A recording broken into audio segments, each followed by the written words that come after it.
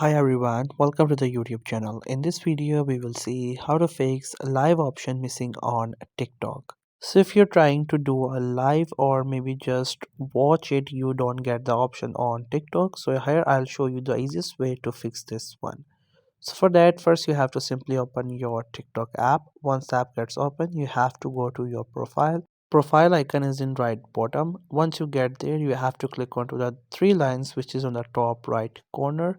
Once you click onto these three lines, then you have to click on settings and privacy. After that, you will get into settings and privacy. Then you have to simply scroll down to the down of page and then click on report a problem. This page will just take a while to load. Then you have to click on this live option from these options.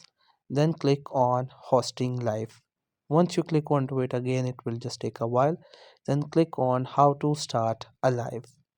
Once you click onto it, it will just take you to this next page. Now what you have to do is that you have to click onto this no option.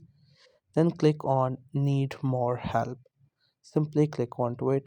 Then after that, it will just take you to its TikTok help desk. Then click on live option. Once you click onto it, it will generate the answer for you. Then you have to again click on I cannot start a live.